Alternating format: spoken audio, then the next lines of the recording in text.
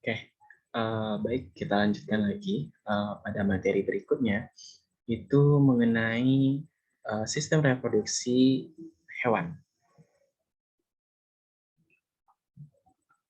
Nah, pada sistem reproduksi hewan ini juga halnya sama dengan tumbuhan, ada yang seksual, ada yang aseksual. Nah, pertama kita bahas dulu adalah mengenai perkembangbiakan aseksual atau perkembangbiakan tanpa melalui perkawinan. Nah, biasanya ini terjadi pada hewan tingkat rendah atau vertebrata. Nah, beberapa hewan yang melakukan perkembangbiakan aseksual ini karena bagian dari siklus hidupnya dipengaruhi oleh lingkungan yang ekstrim. Yang kedua, ada juga sifat individu yang terbentuk dari dari perkembangbiakan reproduksi melalui aseksual ini adalah 100% mirip seperti induknya. Nah, jenis-jenis perkembangbiakan aseksual. Nah, pertama itu ada pembelahan biner. Nah, tadi kita mendengar kata biner, tadi ada pada sistem reproduksi pada tumbuhan, tadi ada biner, itu contohnya pada ganggang, ya, kalau di tumbuhan.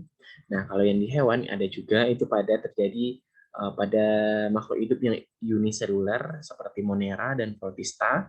Nah, dari satu individu membelah secara langsung jadi dua sel anak. Nah, jenis-jenis pembelahan biner ini adalah pembelahan ortodoks atau amuba dan rhizopoda, ada melintang, paramecium, ada membujur euglena, ada miring, dinoflagellata, ada strobilasi, cacing pita atau tania sp. Nah, ini adalah contoh pembelahan biner pada euglena. Nah, ini sel dewasa ya. Pertama ini yang pertama ada sel dewasa. Nah, dari sini mulai sel dewasa nanti membelah dia. Ini mulai melakukan timbulnya flagela menjadi dua. Nah, ini yang flagela ini, nah mulai menjadi dua, ya. Satu, ini dua. Nah, tadi ini ada cuman flagelnya cuman ada satu ya. Nah, sekarang muncul dua. Nah, ini sudah muncul berjelas. Di sini ada muncul dua flagela. Nah, pada saat keduanya sudah benar-benar muncul ya, sudah benar-benar muncul dan sudah siap untuk terjadinya pembelahan. Nah, ini terjadi pembelahan inti. Nah, di sini akan terjadi pembelahan. Nah, ini adalah pembelahan satu dan ini adalah pembelahan dua. Ya, ini adalah contoh dari flagellata atau dari euglena yang ditandai dengan timbulnya flagellanya menjadi dua flagel. Ya, rambut-rambut akar atau rambut-rambut halus. Nah, ini nanti terjadi pembelahan secara menyeluruh. Nah, ini mulai hampir putus atau mulai membelah. Nah, nanti pas akhir di F, nah nanti baru terjadi dua sel anakan. Nah, ini dia maksud dari si flagella ini. Oke. Euglena maksudnya. Nah, kedua, pembelahan ganda. Pembelahan ganda itu adalah pembelahan yang berulang-ulang. Nah, dalam sekali pembelahan dari satu individu dapat menghasilkan dua individu lebih dari dua individu maksudnya. Nah, contohnya ada plasmodium. Nah, plasmodium ya coba lihat. Ini pertama dia mulai dari sel telur. Nah, di sini ya, dari sini yang pertama sel telur. Nah, nanti dia berubah menjadi zigot ya, zigot atau 2N. Ya, kalau kita mengenalnya dalam reproduksi tumbuhan itu ada diploid dan haploid. Nah, ini kebetulan zigot bukan bisalah kita mengkonektifkannya, merekayasakannya sebentar. Nah, ini zigot ditandai dengan diploid. Nah, kalau di tumbuhan ini kalau kita arahkan ke tumbuhan ya, zigot ini adalah diploid yaitu 2N. Nah, nanti setelah zigot nanti mulai oosit ya. Oosit, nah nanti mulai memecah.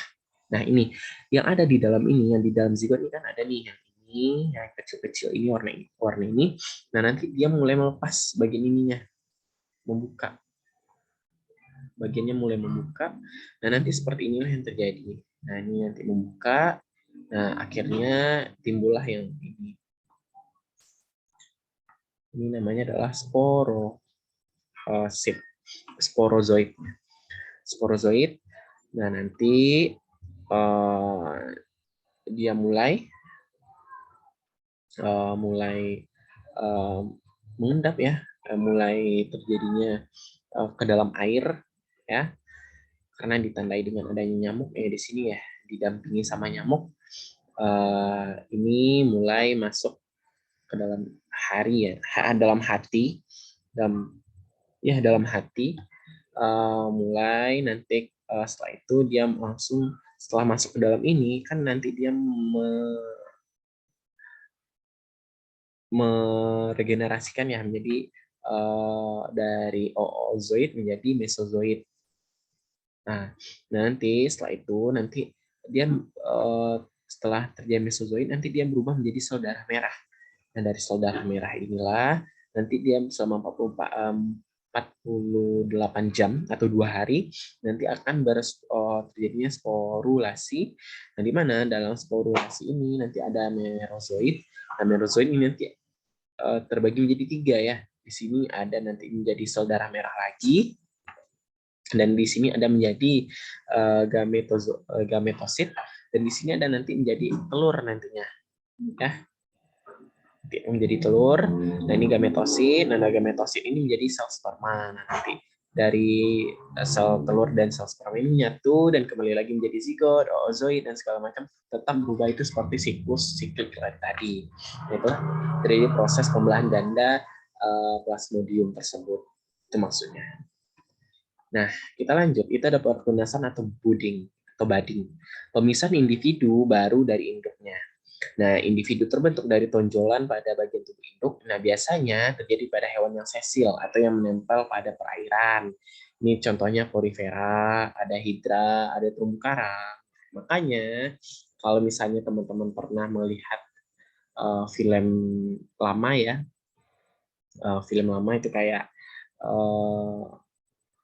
dunia laut, ya di Trans 7, ada dunia laut, ada bolang, bocah si petualang gitu kan. Nah, ada juga tentang dunia-dunia hewan ya, animasi-animasi anak-anak dulunya atau film khusus untuk anak-anak. Nah, film khusus untuk anak-anak itu bisa kita lihat ada contohnya terumbu karang, ada penanaman kembali terumbu karang dengan mengambil salah satu tonjolan yang berada pada terumbu karang induk yang dewasa, dipisahkan, nanti ditempatkan di wadah yang baru, dan nanti timbul terumbu karang yang baru. Nah, seperti itulah terjadinya pertunasan atau budding tadi. Nah, ini dia contohnya. Nah, di sini adalah pembentukan tunas pada hidra.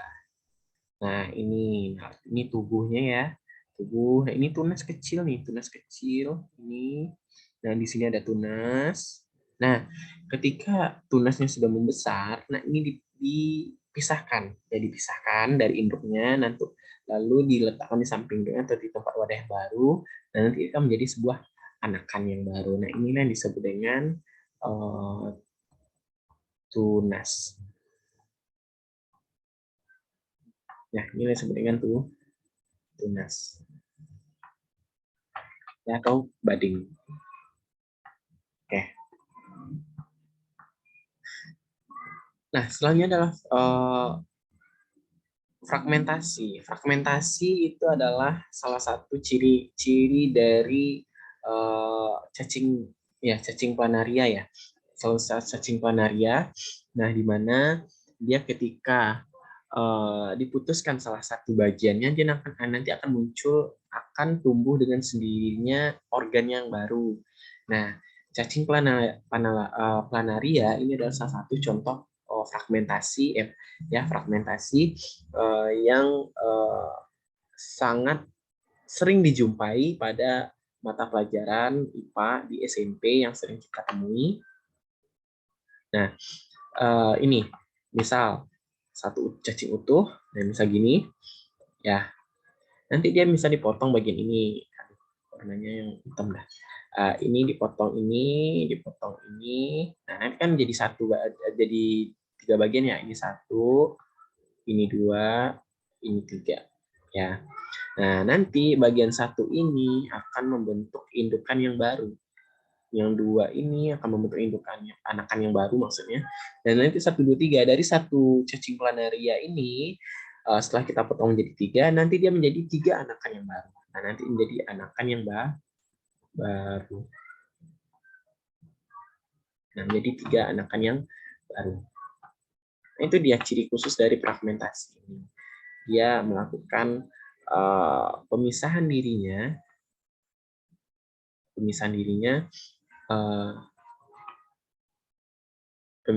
nanti akan timbul anakan-anakan yang baru dari hasil pembelahan-pembelahan tadi. Gitu.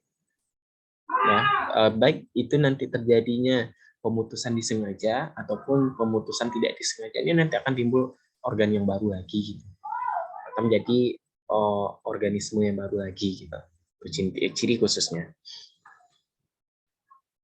Nah, selanjutnya adalah parthenogenesis. Nah, ini adalah individu baru yang terbentuk dari telur yang tidak dibuahi atau hewan yang mengalami parthenogenesis seperti serangga, seperti lebah madu dan laron. Nah, ini dia dimulai dari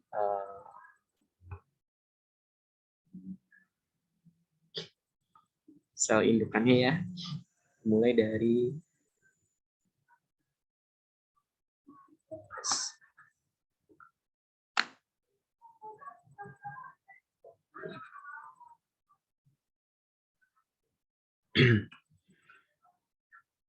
sampai dia dimulai dari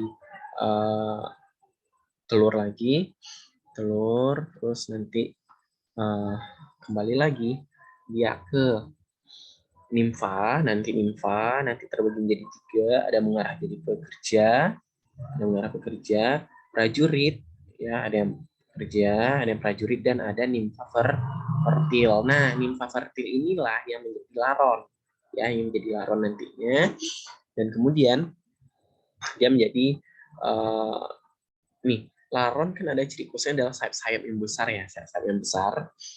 Nah, sayap-sayap yang besar inilah nanti dilepas dan menjadi sebuah raja dia.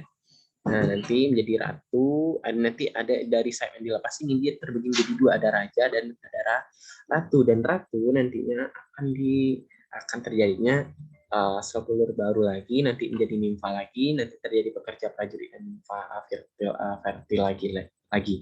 Nah, ini kalau mungkin untuk melihat gimana bentuk laron-laron, ini ada salah satu film anak-anak, itu contohnya dalam film Upin Ipin. Nah, untuk menangkap laron itu biasa pada keadaan mati lampu atau keadaan gelap, diletakkanlah suatu wadah yang bercahaya, misalnya kayak air. Nanti ketika terdapat cahaya sedikit pada air, maka dia akan laron-laron yang tadinya ada tadi akan menuju ke tempat yang bercahaya, karena kesukaan dari laron adalah menuju tempat yang bercahaya-cahaya. Itulah ciri khusus dari si laron. Nah, kalau untuk melihat bagaimana bentuk laron, ya. Oke, itu adalah parthenogenesis. Nah, selanjutnya kita akan membahas tentang si perkembangan seksual. Perkembangan seksual, kalau aseksual tidak kawin, berarti seksual berarti melalui perkawinan. Itu pertemuan antara sel jantan dan sel betina dalam sebuah fertilisasi atau pembuahan. Nah, pembuahan pada hewan ini terjadi ada 2. Ada fertilisasi atau pembuahan internal, pembuahan di dalam induk betina. Ada yang melakukan fertilisasi eksternal di luar induk si betina. Oke, itu cirinya. Nah, satu, reproduksi pada ikan. Nah, reproduksi pada ikan ya, ini pada umumnya itu melalui sebuah ovipar atau bertelur. Nah, pembuahannya terjadi di luar tubuh induk betina. Ya. Nah, alat kelamin jantan terdiri dari sepasang testis berwarna putih. Ini dia. Ya, ini dia.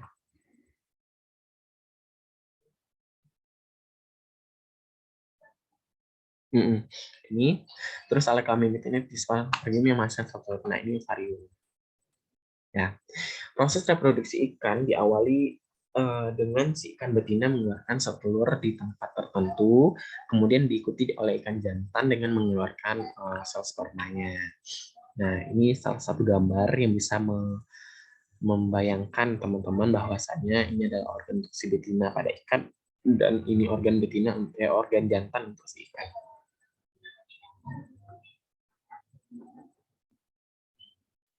Oke.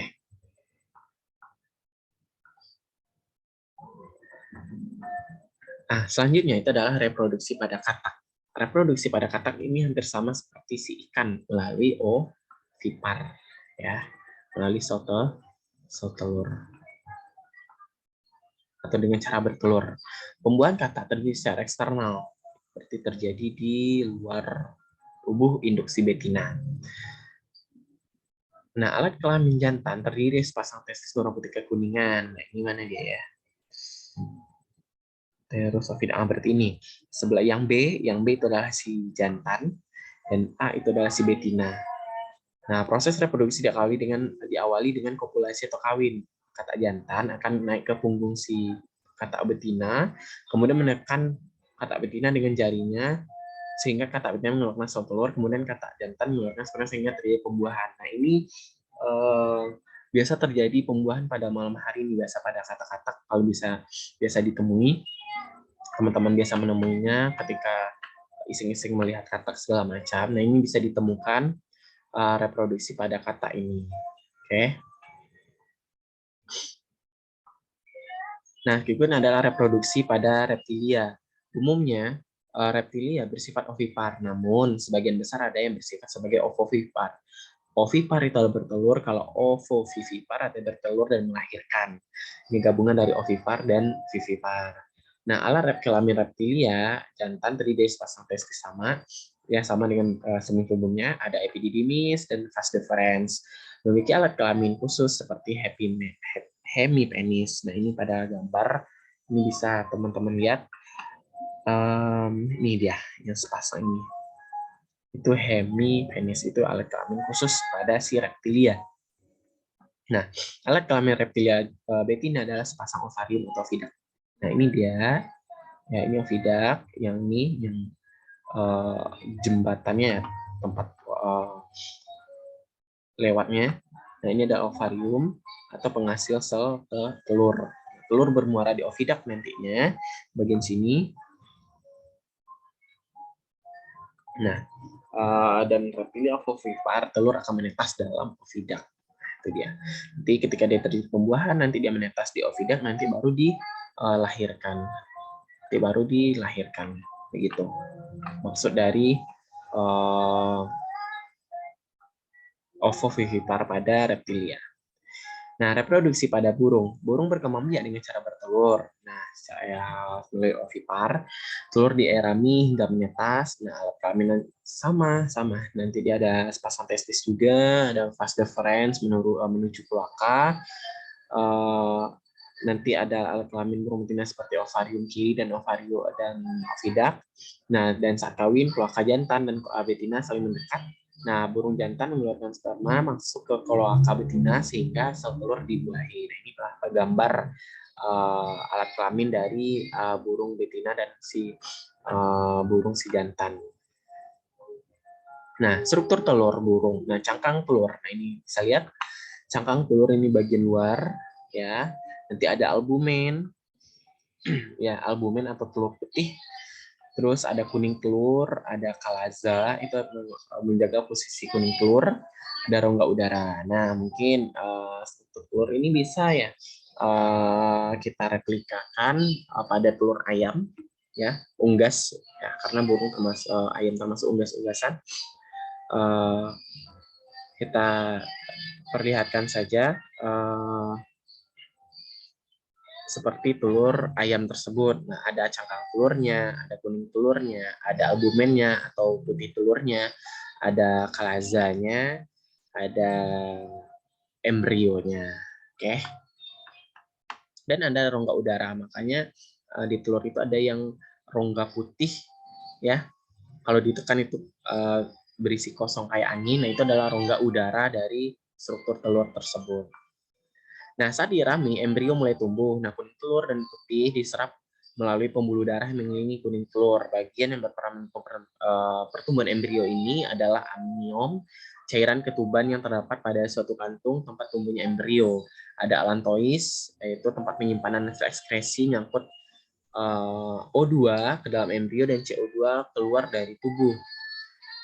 Tali pusat, yaitu bagian yang menghubungkan kuning telur dengan allantois. Nah, yang kelima itu adalah reproduksi pada mamalia. Mamalia ini adalah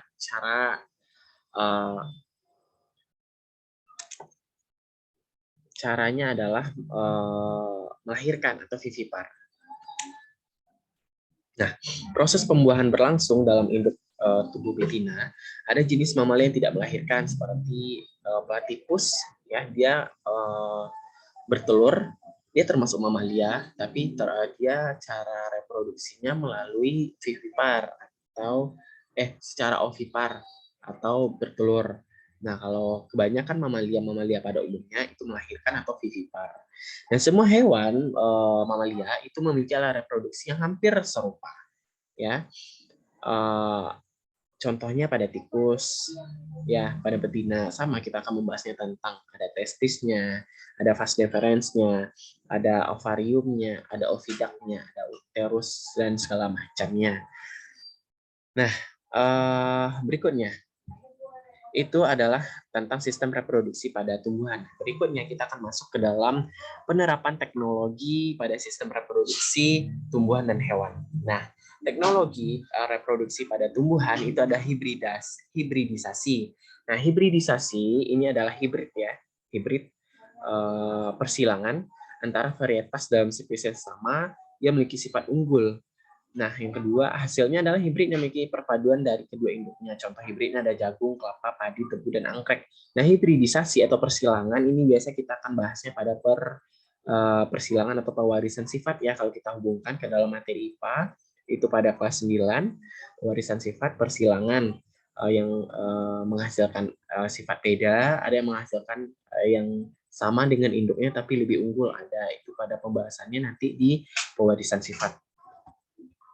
Oke, proses hibridasi. Yang pertama, kastrasi, itu kegiatan membersihkan tanaman. Yang kedua, emaskulasi, pengambilan tepung sari pada kelamin jantan agar tidak terjadi proses penyerbukan sendiri, atau autogami ya, tadi kita pelajari. Atau isolasi. Isolasi adalah menutup bunga jantan atau bunga betina dengan kantong agar bunga diemakulasi tidak diserbuki oleh serbuk sari lain. Nah, pengumpulan serbuk sari yang beberapa jam sebelum puncuk bunga mekar dengan tanaman yang berbeda genetik. Nah, ini ada proses hibridasi. Kedua, itu ada proses kultur jaringan, merupakan teknik untuk memperoleh bibit tanaman yang menumbuhkan sebagian jaringan tumbuhan dalam media khusus. Nah, tujuannya memperbanyak jumlah tanaman yang lebih baik, lebih cepat dalam waktu yang singkat. Perbanyakan tanaman dilakukan dengan cara vegetatif, ya. Vegetatif itu tadi kita udah pelajari, vegetatif cara aseksual, dan tekniknya dilakukan dalam mengambil jaringan pucuk, daun, atau ujung akar yang telah disuci hamakan. Dan ini sering kita temui dalam pembelajaran IPA nantinya di pembelajaran IPA SMP. Oke, itu mengenai teknologi yang pada sistem reproduksi pada tumbuhan. Oke, kita lanjut ke berikutnya.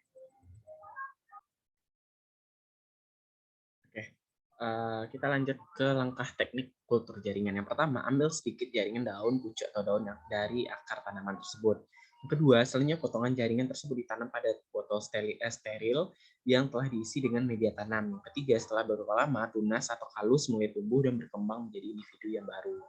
Nah, ini contohnya. Ini diambil potongannya sedikit. Nah, ambil. Ini menjadi kalus ya, kalus menjadi medium ya, menjadi medium.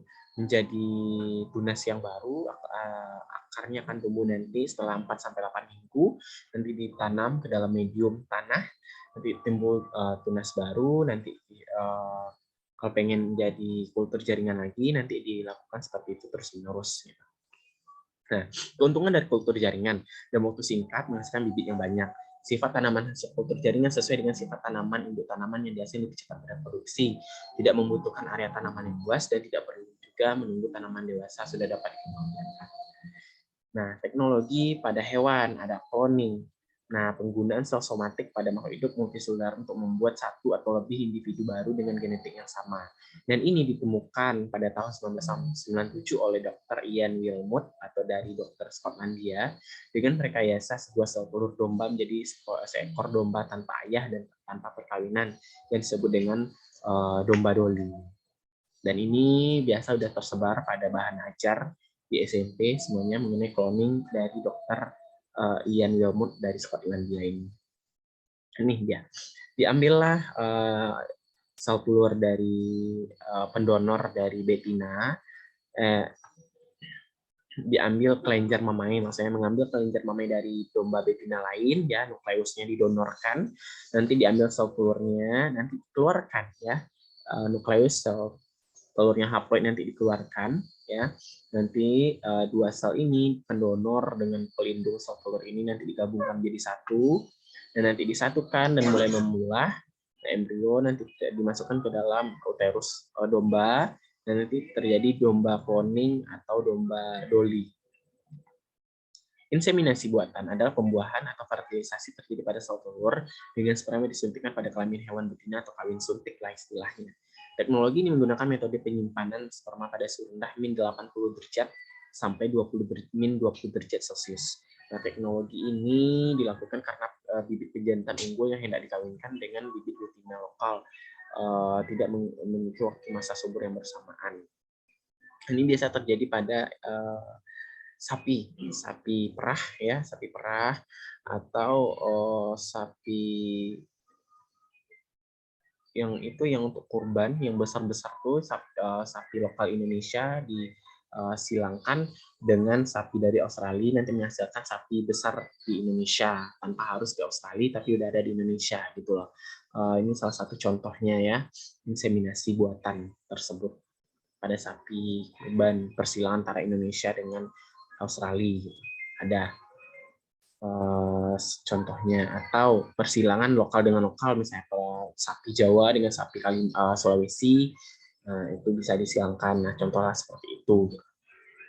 Tujuannya adalah memperbaiki mutu genetik ternak, mengoptimalkan penggunaan bibit pejantan unggul luas dalam waktu yang dalam jangka waktu yang lama, tidak mengharuskan pejantan unggul untuk dibawa ke tempat yang dibutuhkan sehingga hemat biaya. Nah, sama dengan Indonesia dengan Australia tadi jika disilangkan sesama sapinya, itu dia. Keuntungannya yang lain adalah menghemat biaya pemeliharaan ternak jantan, mencegah terjadi kawin sedarah, dapat mengatur jarak kelahiran ternak dengan baik. Nah, kenapa bisa dicontohkan tadi ada antara sapi atau hewan Indonesia dengan hewan Australia? Nah, di mana hewan Indonesia atau sapi Indonesia itu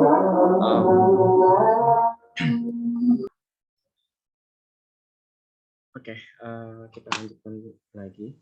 Nah, ini salah satu contoh dari inseminasi buatan ini ya. Misalnya persilangan antara sapi lokal Indonesia dengan sapi lokal Australia, dan di mana dia memiliki karakteristik yang berbeda. Nah, ini bisa kita arahkan kepada materi pewarisan sifat. Nanti di materi pewarisan sifat baru kita bahas secara mendalam atau secara garis besarnya juga boleh mengenai persilangan sapi lokal Indonesia dengan sapi lokal Australia. Kenapa bisa mendapatkan sebuah yang unggul? Nah, itu kita bisa membahasnya nanti di pewarisan sifat pada persilangan nantinya. Persilangan beda sifat. Oke, nah mungkin itu ya sekian mengenai informasi tentang sistem reproduksi pada hewan ditambah dengan teknologi pada tumbuhan hewan. Nah, untuk sesi yang kedua ini, mungkin nanti kita akan lanjut lagi kepada sesi yang ketiga, itu ada tentang pewarisan sifat. Nah, mungkin bagi teman-teman yang ingin ada yang tanyakan mengenai sistem reproduksi pada hewan dan teknologinya, nanti bisa ditanyakan melalui kolom chat ataupun melalui forum diskusi nantinya. Ya, sekian. Terima kasih. Sampai jumpa. Selamat malam.